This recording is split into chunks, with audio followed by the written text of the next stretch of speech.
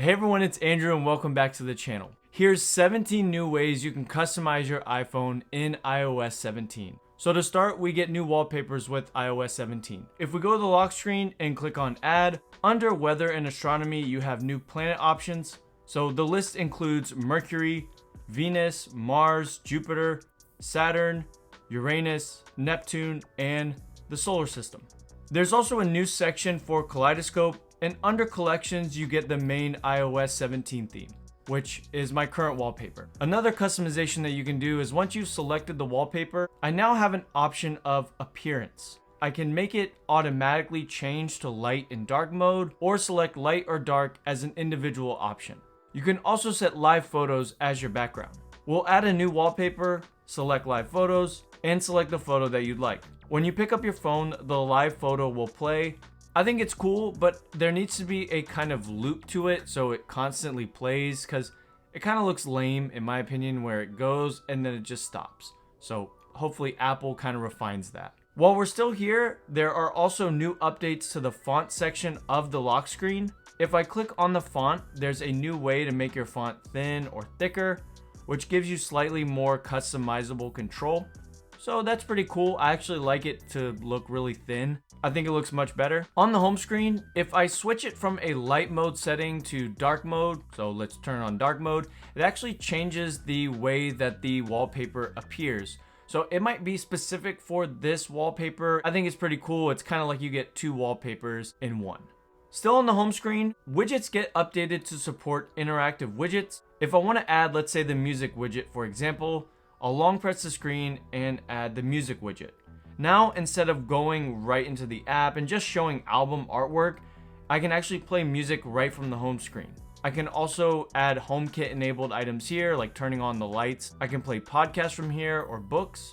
Also, reminders can be completed right from the home screen, which is really cool and kind of makes it a more actual to-do list. Probably the biggest feature that was announced, I actually did an individual video on this, so there's definitely going to be more details than that.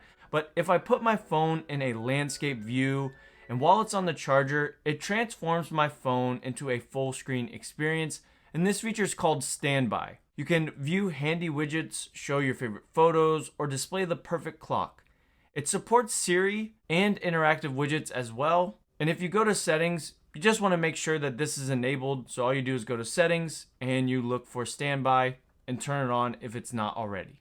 While we're in our settings, go to Siri and search. It can now be set to only listen for Siri rather than what it was prior to. So if I say Siri, it's going to appear.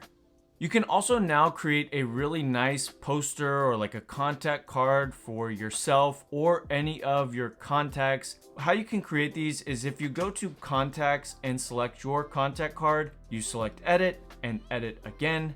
And now very much in the same way that you add a wallpaper, click the plus icon to add a new poster. And you have a couple different options. You can select camera to take a picture right then and there, photos, Memoji, and monogram. I'll select Memoji and add it.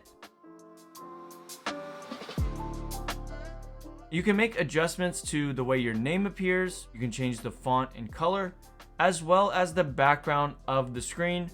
And I think it looks pretty cool. If you have an Apple Watch, this will be a really good feature for you.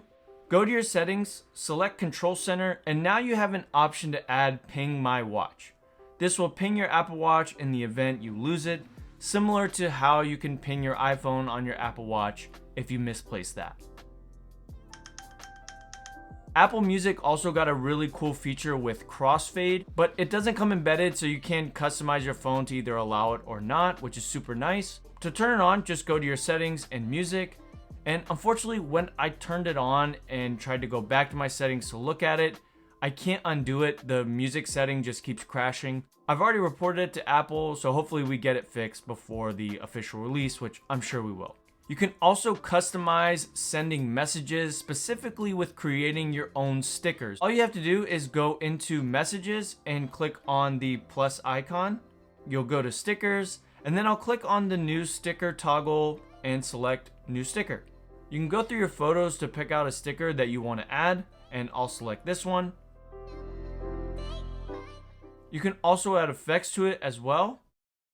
And once you add it, It'll live on your messages and you can send it as a text message, kind of like a making your own meme in a group chat or something like that. But I think it's really cool and a nice little touch to messages. Side note, nothing to do with customization, but keyboard on iOS 17 is amazing. Another customization you can do is actually really good for your vision health, and you can add this in the settings, and this will really tell you if your screen that you're holding is too close to you. So this is on iPhone and iPad as well. I think it's really good for people that use tech a lot and children that tend to get too close to their iPad screens, but again, the phone as well. If you go to settings and screen time, you can now turn on this feature to help reduce eye strain, and it also prevents myopia in children.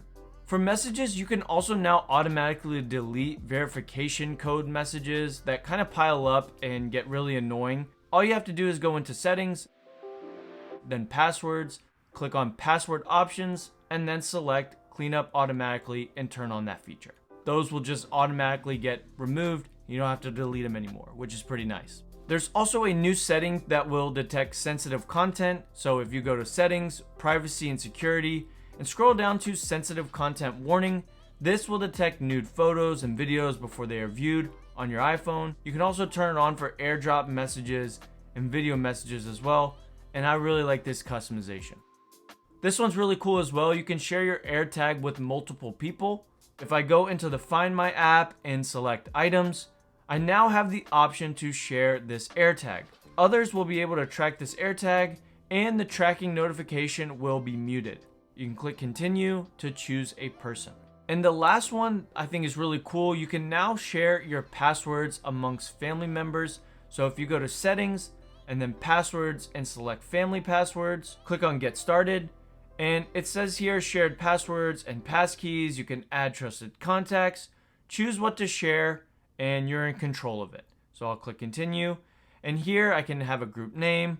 I can make myself the owner. I'm not gonna do that right now, but you get the point. You can now add people to share your passwords with, which I think is actually a really good feature as well. That's it, guys. That wraps up 17 new customizations that you can do in iOS 17. Let me know if I missed any really nice customizations that I didn't talk about. I'm sure there's plenty more that we'll discover, as well as new beta releases that will come out in the meantime before we actually get the official release of iOS 17 in the fall. If you like this kind of video, give this a thumbs up. Also, if you haven't already, subscribe to the channel. Thanks for watching, everyone. God bless, and I will see you on the next video.